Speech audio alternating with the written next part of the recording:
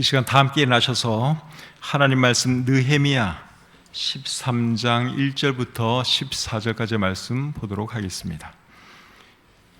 이제 느헤미야 마지막 장에 들어왔는데 오늘이 마지막 시간은 아니고 오늘은 14절까지 보도록 하겠습니다. 느헤미야 13장 1절부터 14절까지 말씀을 제가 봉독해 드릴 때 여러분들 눈으로 잘 따라 읽으시기를 바랍니다. 그날 모세의 책을 낭독하여 백성에게 들렸는데 그 책에 기록하기를 암몬 사람과 모압 사람은 영원히 하나님의 총회에 들어오지 못하리니 이는 그들이 양식과 물로 이스라엘 자손을 영접하지 아니하고 도리어 발람에게 뇌물을 주어 저주하게 하였습니다. 그러나 우리 하나님이 그 저주를 돌이켜 복이 되게 하셨다 하였는지라. 백성이 이 율법을 듣고 곧 섞인 무리를 이스라엘 가운데에서 모두 분리하였느니라. 이전에 우리 하나님의 전의 방을 맡은 제사장 엘리야십이 도비야와 연락이 있었으므로 도비야를 위하여 한 큰 방을 만들었으니 그 방은 원래 소재물과 유향과 그릇과 또 레위 사람들과 노래하는 자들과 문지기들에게 11조로 주는 곡물과 새 포도주와 기름과 또 제사장들에게 주는 거제물을 두는 곳이라. 그때에는 내가 예루살렘에 있지 아니하였느니라. 바벨론 왕 아닥사스다 32년에 내가 왕에게 나아갔다가 며칠 후에 왕에게 말미를 청하고 예루살렘에 이르러서야 엘리야십이 도비야를 위하여 하나님의 전뜰에 방을 만든 악한 일을 안지라. 내가 심히 근심하여 도비야의 세간을 그 방 밖으로 다 내어 던지고 명령하여 그 방을 정결하게 하고 하나님의 전의 그릇과 소재물과 유향을 다시 그리로 들여 놓았느니라. 내가 또 알아본즉 레위 사람들이 받을 몫을 주지 아니하였으므로 그 직무를 행하는 레위 사람들과 노래하는 자들이 각각 자기 밭으로 도망하였기로 내가 모든 민장들을 꾸짖어 이르기를 하나님의 전이 어찌하여 버림바 되었느냐 하고 또 레위 사람을 불러 모아 다시 제자리에 세웠더니 이에 온 유다가 곡식과 새 포도주와 기름의 11조를 가져다가 곡간에 드림으로 내가 제사장 셀레마와 서기관 사독과 레위 사람 브다야를 창고지기로 삼고 mat다냐의 손자 삭굴의 아들 하난을 버금으로 삼았나니 이는 그들이 충직한 자로 인정됨이라. 그 직분은 형제들에게 분배하는 일이었느니라. 내 하나님이여 이 일로 말미암아 나를 기억하옵소서. 내 하나님의 전과 그 모든 직무를 위하여 내가 행한 선한 일을 도말하지 마옵소서. 아멘. 잠시 기도하겠습니다. 은혜와 사랑이 충만하신 하나님, 오늘도 저에게 수요 예배를 허락해 주시고 이렇게 모여서 하나님을 예배하시도록 해주신 것 감사합니다. 우리가 드리는 예배를 하나님 기쁘게 받아주시고 또 우리에게도 큰 은혜가 넘치는 복된 시간으로 인도해 주시옵소서. 이 시간에도 참 병으로 고통당하는 우리 지체들이 있습니다. 특별히 김정기 형제님 또 어제 뇌출혈로 쓰러져서 지금 병원에 입원 중에 있습니다.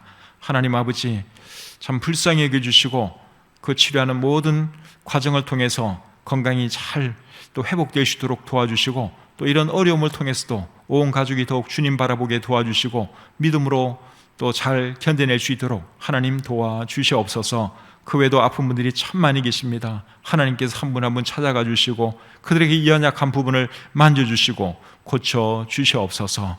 부족한 종이 하나님 말씀 전할 때 함께 해주시고 오늘 이 말씀이 우리 모두에게 큰 은혜가 되고 도전이 되게 해 주시옵소서. 감사드리며 예수님의 이름으로 기도드립니다. 아멘. 자리에 앉겠습니다. 오늘은 느헤미야 13장 1절부터 14절까지의 말씀을 본문으로 해서 잘못을 바로잡다 이런 제목으로 말씀 전하기를 원합니다. 느헤미야는 바사왕의 술관원으로 있다가 조국 유다가 어렵다는 소식을 듣고 유다의 총독으로 와서 유다를 섬긴 사람입니다. 느헤미야가 유다 총독으로 와서 제일 먼저 한 일은 성벽을 쌓는 일이었습니다. 성벽을 52일 만에 쌓고 그 뒤에는 어떤 일을 하느냐? 유다 사람들의 믿음 세우는 일을 했습니다. 느헤미야는 유다의 총독으로 12년 섬겼습니다. 그 말씀은 느헤미야 5장 14절에 나오는데 제가 한번 읽어드리겠습니다. 느헤미야 5장 14절입니다. 또한 유다 땅 총독으로 세움을 받은 때 곧 아닥사스다 왕 제20년부터 제32년까지 12년 동안은 나와 내 형제들이 총독의 녹을 먹지 아니하였느니라. 자, 여기 보니까 아닥사스다 왕 제20년부터 제32년까지 유다의 총독인 것을 여기 말씀하고 있고, 그리고 총독으로 12년 동안 섬기면서 녹을 받지 않았다고 말씀하고 있습니다. 아무런 월급 받지 않고 그냥 무료로 조국과 민족을 위해서 그가 희생했다. 여기에 그렇게 기록을 하고 있습니다. 그리고 12년 뒤에는 이분이 어떻게 하느냐? 다시 바사로 돌아갑니다. 원래 이분이 바사 왕의 술관원이었죠. 그래서 12년 동안 유다에 와서 총독 일을 보다가 12년 뒤에는 다시 바사로 돌아갑니다. 그 내용이 오늘 본문 6절과 7절에 기록되어 있습니다. 자, 본문 6절 7절입니다. 그때에는 내가 예루살렘에 있지 아니하였느니라. 바벨론 왕 아닥사스다 32년에 내가 왕에게 나아갔다가 며칠 후에 왕에게 말미를 청하고 예루살렘에 이르러서야 엘리야십이 도비야를 위하여 하나님의 전뜰에 방을 만든 악한 일을 안지라. 자, 방금 읽은 이 말씀을 잘 보시면 바사로 돌아갔다가 왕의 허락을 받고 다시 돌아왔습니다. 돌아와서 보니 어떤 일이 있었는가 하면 엘리야십이 도비야를 위해서 성전에 방을 만들어준 일이 있었습니다.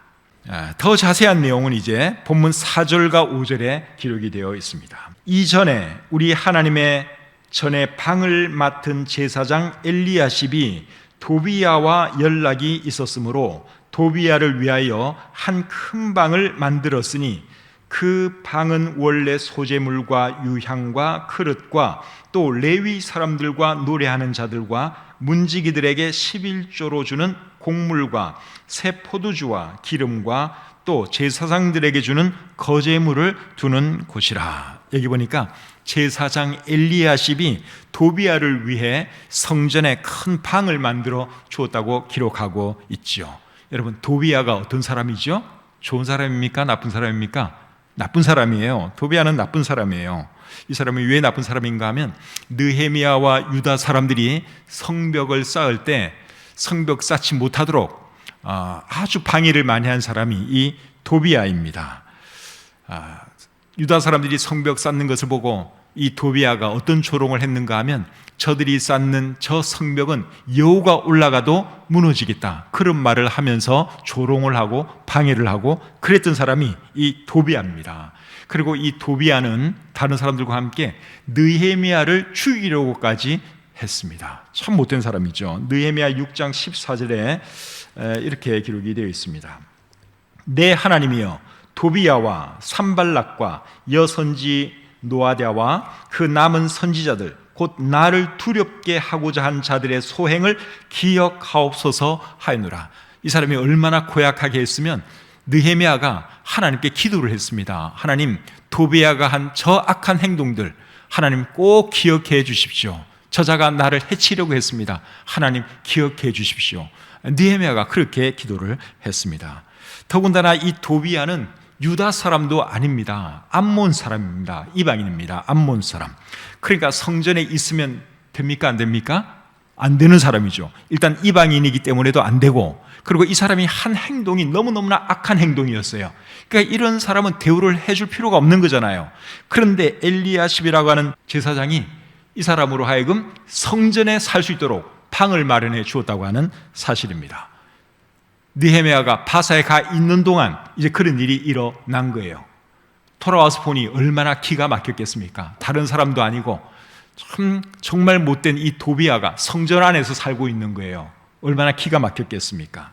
근데 이 엘리야십이 그냥 일반 제사장이 아니라 사실은 대제사장입니다.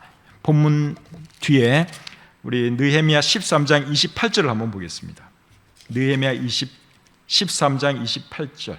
대제사장 엘리야십의 손자. 이 보니까 대제사장 엘리야십 그렇게 말씀을 하고 있죠. 그러니까 이 엘리야십은 대제사장이에요. 대제사장이니까 이제 그의 권한으로 허락을 해준 거예요. 도비야로 하여금 성전 안에서 살 수 있도록, 방 하나 차지하고 살 수 있도록 이 대제사장이 그런 허락을 해 준 것입니다. 정신 나간 대제사장 같지 않습니까? 정신 나간 대제사장이에요. 제가 볼 때는 자기 민족에게 얼마나 고약하게 한 것을 이 대제사장이 뻔히 잘 알 텐데도 그것을 허락해 주었다고 하는 사실이죠. 근데 이 엘리야십 대제사장은 유다 사람들이 성벽 공사를 할 때 앞장서서 열심히 일을 한 사람입니다. 그것은 느헤미야 3장 1절에 기록이 되어 있습니다. 그때에 대제사장 엘리야십이 그의 형제 제사장들과 함께 일어나 양문을 건축하여 성별하고 문짝을 달고 또 성벽을 건축하여 한메아 망대에서부터 하나넬 망대까지 성별하였고, 그러니까 이 대제사장 엘리야십이 다른 제사장들과 함께 열심히 성벽 공사를 도왔습니다. 그것까지는 정말 잘한 일이지요. 그런데 이 사람이 도비야로 하여금 성전에 살 수 있도록 허락을 해 주었다고 하는 사실입니다. 어쩌다가 이 대제사장은 그런 일을 하게 되었을까요? 느헤미야 6장 18절을 보시면 우리가 조금 짐작할 수가 있습니다. 어떤 일이 있는지 느헤미야 6장 18절을 보겠습니다. 도비야는 아라의 아들 스가냐의 사위가 되었고, 도비야의 아들 여호하난도 벨렉의 아들 무술람의 딸을 아내로 맞이하였으므로 유다에서 그와 동맹한 자가 많음이라. 이 도비야는 암몬 사람이지만 유다 사람들과 굉장히 친하게 지냈어요. 결혼 관계도 또 있고 해가지고 암몬 사람임에도 불구하고 유다 사람들과 굉장히 밀접한 관계를 맺으면서 살고 있었다 하는 것을 여기서 말씀하고 있습니다. 그래서 이 도비야가 제 생각에는 유다 사람들 인맥을 이용해서 대제사장에게 압력을 가한 것 같아요. 나로 하여금 성전 안에서 좀 살게 해다오, 방 하나 좀 마련해다오, 그렇게 압력을 넣어서 결국은 이제 엘리야십이 허락을 해 준 것 같습니다. 그리고 엘리야십 대제사장하고도 사실은 직접 통하는 그런 사이인 것을 우리가 볼 수 있습니다. 본문 4절을 여러분 다시 보겠습니다. 이전에 우리 하나님의 전의 방을 맡은 제사장 엘리야십이 도비야와 연락이 있었으므로, 제사장이 도비야와 연락이 있었다 하는 이 말은 서로 알고 지내는 사이였다, 가까이 지내는 사이였다, 그러한 말이죠. 그러니까 친하니까, 또 그리고 유다 사람들도 이 도비야가 많이 알고 있으니까 또 이제 그렇게 해주라고 말하는 사람들도 많이 있었겠죠. 그래서 이 엘리야십이 자기랑도 친하고 또 도비야에 대해서 좋게 말하는 사람도 있고 하니까 이제 성전에 방을 하나 마련해 준 것이죠. 그렇게 하면 됩니까? 안 됩니까? 안 되는 거잖아요. 대제사장이 그렇게 하면 안 됩니다. 일단은 이 도비야는 암몬 사람이에요. 이방인은 원래 성전에 들어오면 안 됩니다. 더군다나 이 사람이 한 일을 봐서는 절대로 그렇게 하면은 안 되지요. 그런데 아마 인정에 못 걸려서 이 엘리야십 대제사장이 허락해 준 것이 아닌가, 그런 생각이 듭니다. 이런 거 보면 엘리야십 대제사장은 제가 볼 때 대단히 무능한 사람입니다. 정말 무능한 사람입니다. 그래서 느헤미야가 이제 바사에서 돌아와서 보니까 이제 그런 일이 벌어지고 있었던 거예요. 그래서 느헤미야가 어떻게 했겠습니까? 도비야를 쫓아냈습니다. 자, 8절 9절 보겠습니다. 8절과 9절. 내가 심히 근심하여 도비야의 세간을 그 방 밖으로 다 내어 던지고 명령하여 그 방을 정결하게 하고 하나님의 전의 그릇과 소재물과 유향을 다시 그리로 들여 놓았느니라. 느헤미야가 참 대단한 사람이죠. 이거는 아니다 해가지고 그 방 안에 있는 도비야의 모든 살림살이를 다 밖으로 집어 던져버렸어요.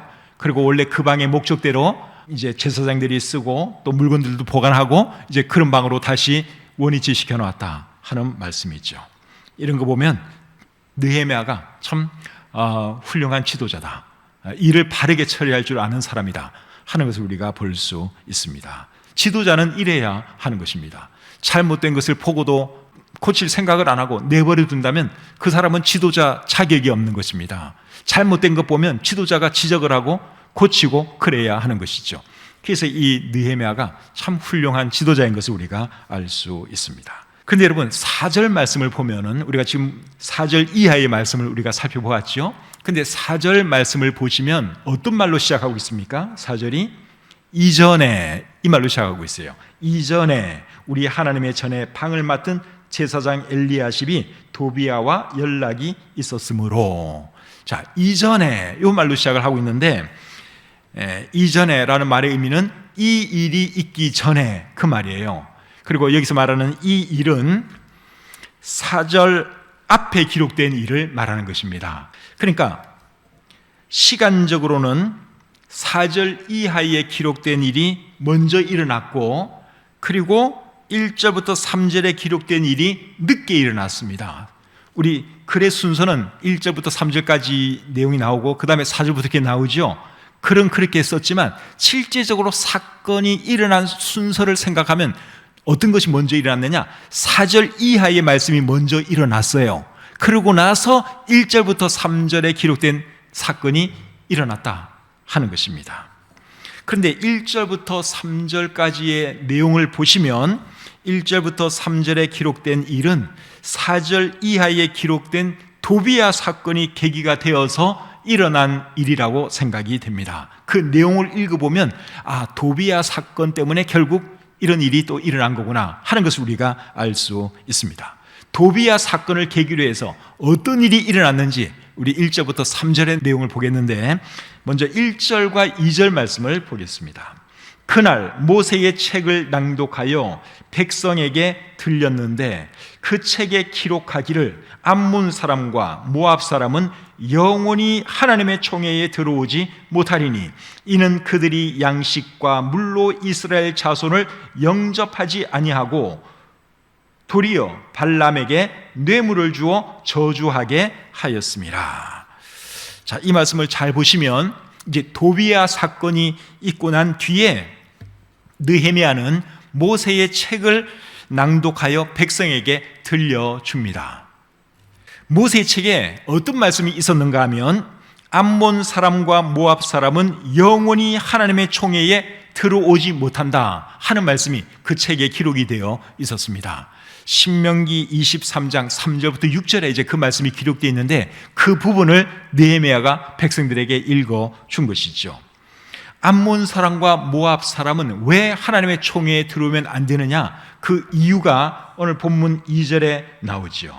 이는 그들이 양식과 물로 이스라엘 자손을 영접하지 아니하고 도리어 발람에게 뇌물을 주어 저주하게 하였습니다. 이제 이런 일을 그들이 했기 때문에 그들은 여호와의 총회에 들어와서는 안 된다. 우리 성경에 그렇게 기록이 되어 있습니다.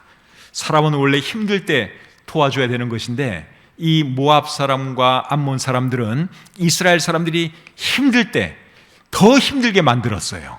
조금 지나가게 해주면 얼마나 좋습니까? 그런데 지나가지도 못하게 하고 또 오히려 발람 선지자, 엉터리 선지자를 하나 불러와가지고 이스라엘 사람을 저주하게 만들었어요.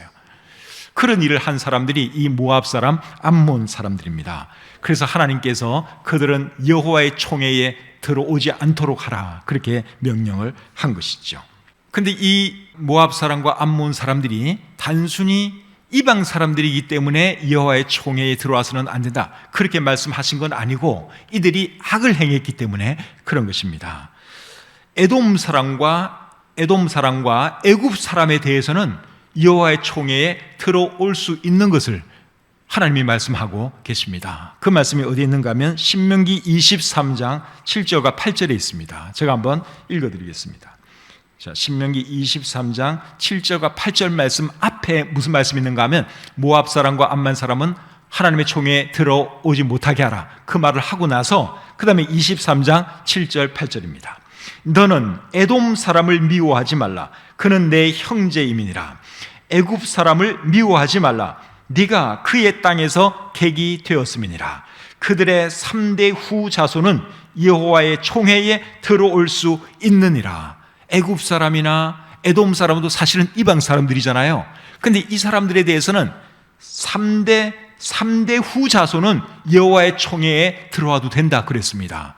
그런데 모압 사람과 암몬 사람들에 대해서는 영원히 여호와의 총에 들어오지 못하게 하라. 하나님은 그렇게 말씀을 하셨어요. 이 사람들이 원체 못되게 했기 때문에, 이스라엘 사람들을 저주하려고 했기 때문에 하나님께서 그렇게 하신 것입니다. 근데 도비아가 어디 사람이라 그랬죠? 암몬 사람이에요. 암몬 사람. 자, 계속해서 3절 말씀을 보겠습니다. 3절. 백성이 이 율법을 듣고 곧 섞인 무리를 이스라엘 가운데에서 모두 분리하였느니라. 유다 사람들이 하나님 말씀을 듣고 어떻게 했습니까? 바로 실천했습니다. 암몬 사람과 모압 사람들은 하나님의 총회에 들어오지 말라 그랬으니까 우리가 빨리 분리해서 저 사람들을 나가게 만들어야 되겠다. 그렇게 결정을 하고 실천했습니다. 여기서 우리가 배울 수 있는 교훈이 뭘까요? 개혁은 하나님의 말씀을 들음으로 시작되고 실천함으로 완성된다 하는 것을 우리가 배울 수 있습니다. 4절 이하의 내용이 뭔가 하면요, 4절 이하의 내용이 뭔가 하면 느헤미야가 잘못된 것을 바로잡고 개혁하는 내용입니다. 그런데 시간적으로는 4절 이하에 기록된 일이 먼저 일어났죠. 그런데 유다 사람들이 하나님 말씀을 듣고 실천하는 내용을 먼저 기록을 했는데 그 이유가 뭘까요? 그 이유는 개혁은 하나님 말씀을 듣고 실천할 때 일어난다는 것을 보여주기 위해서 글을 쓸 때는 사건이 일어난 거 순서대로 쓰지 않고 먼저 말하려고 하는 그 포인트를 이야기하고, 개혁은 하나님 말씀을 듣고 실천할 때 일어나는 것이다, 이 말을 하고 그 다음에 이제 실제적으로 일어난 일을 그 이하에 기록한 것입니다. 그러니까 일부러 그렇게 바꾼 거예요. 이 글을 기록하신 분이 먼저 개혁은 이렇게 일어나는 것이다, 그러고 나서 실제로 이제 개혁이 일어나는 그것을 그 이하에 쓰고 있는 것이죠. 근데 실제적인 순서는 4절 이하에 도비야 사건이 먼저 일어났어요. 그러고 나서 이제 거기서 어떤 계기가 되어가지고 성경을 읽어주고 분리하고 이런 일을 한 것입니다. 그래서 여러분, 우리 삶에도 변화가 필요하고 개혁이 필요하다면 어떻게 되는 줄 아십니까? 하나님 말씀을 듣고 실천해야 합니다. 우리 삶의 변화는 그렇게 시작되는 것입니다. 하나님 말씀 읽고 그리고 그 말씀을 우리 삶 가운데 실천할 때 우리 삶의 변화가 일어나는 것이고 우리 삶의 개혁이 일어나는 것이죠. 그래서 우리가 성경 읽는 것이 중요하고 교회에 와서 설교 말씀 듣는 것이 중요합니다. 그리고 그 둘보다 더 중요한 것은 들은 대로 실천하는 것이죠. 야고보서 1장 22절에 보시면 너희는 말씀을 행하는 자가 되고 듣기만 하여 자신을 속이는 자가 되지 말라, 그렇게 말씀하고 있습니다. 그리고 25절을 보시면 자유롭게 하는 온전한 율법을 들여다보고 있는 자는 듣고 잊어버리는 자가 아니요 실천하는 자니 이 사람은 그 행하는 일에 복을 받으리라. 그래서 우리 삶에 정말 어떤 변화가 일어나기를 원하고 우리 삶에 개혁이 일어나기를 원한다면 어떻게 되느냐? 하나님 말씀을 첫째는 들어야 되고 그 다음에는 들은 말씀대로 실천해야 하는 것입니다. 그래야지 삶의 변화가 일어나고 또 고쳐져야 할 부분이 고쳐지는 것이죠. 이제 본문 10절 이하를 보도록 하겠습니다. 내가 또 알아본즉 레위 사람들이 받을 몫을 주지 아니하였으므로 그 직무를 행하는 레위 사람들과 노래하는 자들이 각각 자기 밭으로 도망하였기로. 느헤미야가 바사에 가 있는 동안 또 어떤 일이 있었는가 하면 레위 사람들이 자신들의 직무를 행하지 않고 다 자기 밭으로 도망가는 그런 일이 있었습니다. 왜 레위 사람들이, 그리고 성전에서 노래하는 사람들이 자기 직분을 감당하지 않고 왜 다 밭으로 도망을 갔을까요? 성전에서 일을 해도 생활비를 주지 않으니 살아갈 수가 없는 것입니다. 살아는 가야 되겠지. 성전에서 월급은 안 주지. 자기들이 받아야 할 몫은 주지를 않지. 그러니 다른 방법이 없는 거예요. 먹고는 살아야 하니까. 그래서 밭으로 가서 농사 짓고 그렇게 사는 것이죠. 느헤미야 10장에 보시면 유다 사람들이 하나님과 언약을 세우는 내용이 기록되어 있습니다. 여러 가지 언약을 세우는데 그 중에 하나가 뭔가 하면 하나님께 드려야 할 것은 반드시 드리겠습니다 하는 언약을 세웁니다. 느헤미야 10장 39절 말씀 한번 보겠습니다. 느헤미야 10장 39절 제일 끝에 보시면 우리가 우리 하나님의 전을 버려두지 아니하리라. 이 사람들이 이제 정신을 차린 거예요. 유다 사람들이 우리가 하나님의 전을 버려두면 안 되지. 우리가 낼 것 내고 11조도 드리고 첫 수산물도 우리가 드리고 그렇게 해서 하나님의 성전이 잘 돌아가게 하자. 그렇게 언약을 세웠습니다. 그렇게 하겠다고 약속을 했습니다. 그런데 그렇게 하지 않았죠. 그리고 성벽 봉헌식을 마치고 난 뒤에도 레위 사람들이 받아야 할 몫을 잘 챙겨주겠다는 그런 말을 했습니다. 느헤미야 12장 44절을 보겠습니다. 그날에 사람을 세워 곡간을 맡기고 제사장들과 레위 사람들에게 돌릴 것, 곧 율법에 정한 대로 거제물과 처음 익은 것과 11조를 모든 성읍 밭에서 거두어 이 곡간에 쌓게 하였노니 이는 유다 사람이 섬기는 제사장들과 레위 사람들로 말미암아 즐거워하기 때문이라. 제사장들과 레위 사람들이 성벽 봉헌식 때 너무너무 잘 섬기니까 유다 사람들이 뭐라 그래요? 우리가 저들이 받아야 할 몫을 잘 줘야겠다. 그래서 우리가 드릴 것도 잘 드리고 11조도 잘하고 그렇게 해야 되겠다. 그런 말을 했습니다. 그 다음에 47절 보겠습니다. 12장 47절. 스룹바벨 때와 느헤미야 때에는 온 이스라엘이 노래하는 자들과 문지기들에게 날마다 쓸 몫을 주되 그들이 성별한 것을 레위 사람들에게 주고 레위 사람들은 그것을 또 성별하여 아론 자손에게 주었느니라. 그래서 그들이 말한 대로 한동안은 잘 지켰어요. 이 느헤미야가 바사로 돌아가기 전까지는 잘 지켰어요. 근데 느헤미야가 바사에 갔다 와서 보니 레위 사람들이 일을 안 하는 거예요. 유다 사람들도 11조고 뭐고 아무것도 가져오지를 않는 것입니다. 그래서 어쩔 수 없이 레위 사람들은 또 자기들도 살아야 하니까 나가서 이제 밭에서 일을 하기 위해서 각자 다 자기들의 밭으로 뿔뿔이 흩어지고 말았다 하는 말씀이죠. 그래서 느헤미야가 바사에서 돌아온 뒤에 어떻게 하는가 하면 레위 사람들을 다시 오게 해서 그들이 있어야 할 자리에 다시 세웁니다. 11절을 보겠습니다. 11절. 내가 모든 민장들을 꾸짖어 이르기를 하나님의 전이 어찌하여 버린 바 되었느냐 하고 곧 레위 사람을 불러 모아 다시 제자리에 세웠더니, 여기 보니까 참 느헤미야가 돌아와서 보니 정말 어이가 없는 거예요. 자기가 있을 때는 성전도 잘 돌아가고 레위 사람들도 참 기쁨으로 일을 잘했는데 돌아와서 보니까 성전에 일할 사람이 없는 거예요. 유다 사람들은 헌금도 하지도 않아요. 그래서 어떻게 했는가 하면 민장들을 꾸짖었다고 했습니다. 민장들은 이제 관리들, 백성의 지도자들이라고 할 수 있겠죠.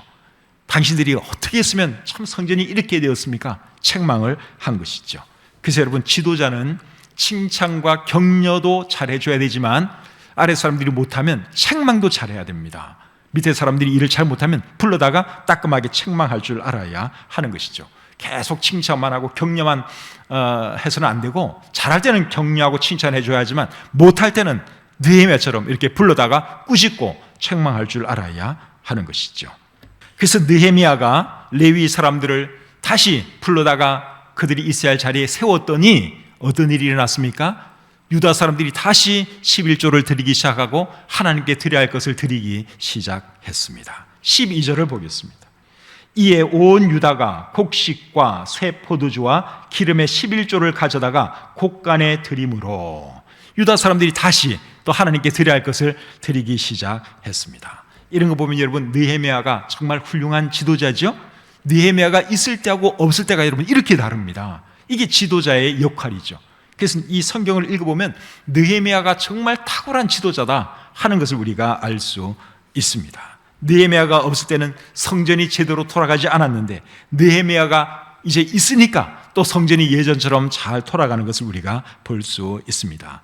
그래서 지도력이 중요한 것이고 지도자가 중요한 것입니다. 지도자가 어떻게 하냐에 따라서 그 조직이 잘 돌아갈 수도 있고 못 돌아갈 수도 있고 그런 것이죠. 그래서 지도자가 중요하고 지도력이 중요한 것이죠. 사실 여러분, 이 성전 일은 느헤미야의 소관이 아니고 누구 소관입니까? 성전 일의 총책임자는 누굽니까? 대제사장 책임이죠. 느헤미야는 제사장이 아니에요. 이 사람은 정치 지도자입니다. 총독으로 온 사람이에요. 근데 성전 일은 원래는 대제사장이 책임 맡고 일을 해야 하는 것입니다. 근데 대제사장 엘리야십은 도비야를 성전에 살게 해주는 이런 쓸데없는 일이라 했지 정말 성전을 제대로 돌아가게 하는 그 일을 하지를 못했습니다. 그래서 느헤미야가 가만히 있을 수가 없어서 자기가 지도력을 발휘해서 성전도 잘 돌아가게 만드는 것이죠.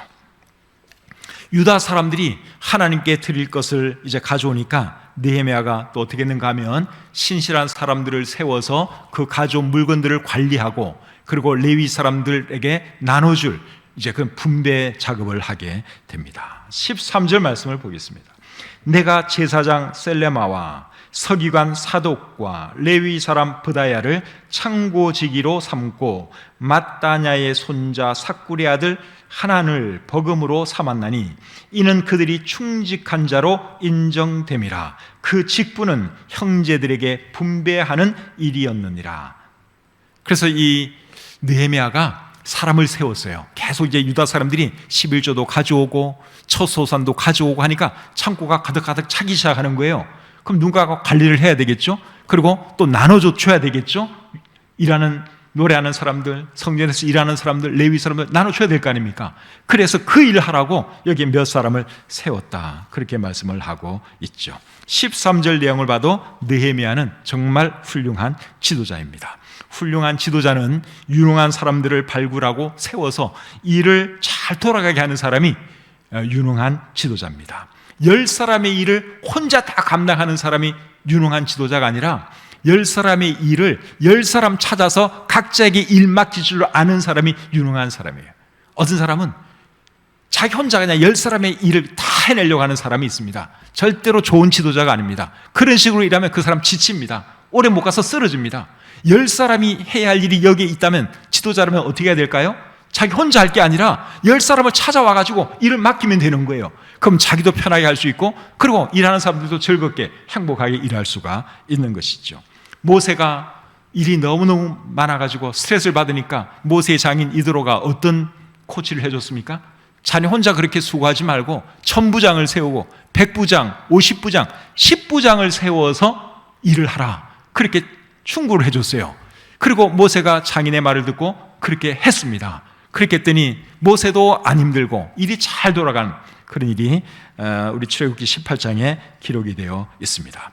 그래서 훌륭한 지도자는 어떤 사람인가 하면 사람을 세울 줄 알고 일을 맡길 줄 아는 사람이 유능한 지도자이다 하는 것이죠. 어제 조용기 목사님이 세상을 떠나셨더라고요. 그 사모님이 올해 2월에 돌아가시고 이 조용기 목사님은 어제 돌아가셨어요. 부부가 7개월 차이로 이렇게 주님 품으로 가셨는데 그것도 참 축복이라고 생각을 합니다. 세계 단일교회로는 여의도 순복음교회가 기독교 역사상 제일 큰 교회입니다. 이렇게 큰 교회가 지금까지 없었어요. 그러니까 참 대단한 분이죠. 그 여의도 순복음교회가 어떻게 그렇게 성장할 수 있었을까요? 참 70만 명, 75만 명 전성기 때 이제 그랬다고 하는데 여러 가지 이유가 있겠죠. 일단은 그분의 설교와 시대적인 이런 것이 일단은 잘 맞았습니다. 1960년도에 이분이 개척을 시작했으니까 그때는 우리나라가 대단히 가난할 때죠. 가난한 사람도 많고 병든 사람도 많고 그럴 때 이분이 외친 메시지가 뭡니까? 예수님 믿으면 부자 될 수 있습니다. 건강해질 수 있습니다 하는 이제 일종의 그런 메시지를 많이 전했죠. 제가 그분의 그런 신학에 동의하지는 않지만 어쨌든 그런 면에서 잘 맞아 떨어졌고, 그리고 이분이 설교를 또 기가 막히게 잘하잖아요. 달변입니다. 사람들이 이분의 설교를 들으면 그냥 거기에 쭉쭉 빨려 들어갑니다. 따발총처럼 따다다다다. 정말 숨도 안 쉬고 말을 하는 그런 또 달변가이시기도 하고, 그리고 이분이 뭘 잘했는가 하면 조직을 잘한 거예요. 구역 조직을. 이분 혼자 이러면 어떻게 70만 명, 75명 그걸 할 수가 있겠습니까? 아무리 설교 잘한다고 해도 그렇게는 안 됩니다. 그런데 이분이 설교도 잘하고 잘했지만 특별히 뭘 잘했는가 하면 조직을 잘한 거예요. 구역을 만들어가지고 쫙쫙쫙쫙 이렇게 하니까 그 교회가 그렇게 커질 수가 있었던 것이죠. 그런 면에서 조영기 목사님은 일단 지도자로서는 정말 탁월한 그러한 분이었다고 생각을 합니다. 그래서 훌륭한 지도자는 어떤 사람이냐? 오늘 이 본문에 나오는 느헤미야처럼 유능한 사람들을 발굴하고 그 사람에게 맞는 일을 주는 것입니다. 그렇게 해서 조직이 잘 돌아가도록 하는 사람이 유능한 지도자고 훌륭한 지도자다 하는 것이죠. 14절 말씀 계속 보겠습니다. 마지막 절이네요. 내 하나님이여 이 일로 말미암아 나를 기억하옵소서. 내 하나님의 전과 그 모든 직무를 위하여 내가 행한 선한 일을 도말하지 마옵소서. 느헤미야가 하나님께 기도한 내용입니다. 뭐라고 기도했는가 하면 하나님 나를 기억해 주십시오. 내가 행한 선한 일을 도말하지 말아 주십시오. 도말하지 마옵소서 하는 이 말의 의미는 지우지 마옵소서, 잊지 마옵소서 그 말입니다. 내가 한 주님을 위해서 한 이런 일들 하나님 잊지 말아 주십시오. 지우지 말아 주십시오. 그게 도말하지 마옵소서라는 말의 의미입니다. 그러니까 느헤미야가 유다와 하나님을 위해서 일한 목적이 무엇이었습니까? 이 사람은 명예를 위해서, 자기 명예를 위해서 일하지 않았습니다. 돈을 위해서도 일하지 않았습니다. 아까 우리가 찾아봤지만 이분은 녹을 받지 않고 무료로 총독 일을 한 사람이에요. 돈 때문에 일한 것이 아닙니다. 이분이 유일하게 바라봤던 것은 하나님께서 나를 기억해 주시는 것, 내가 한 일을 하나님께서 기억해 주시는 그것만이 이분이 바랬던 것입니다. 그거 하나 바라보면서 이분이 나라와 민족을 위해서 일했고 하나님을 위해서 일을 했습니다.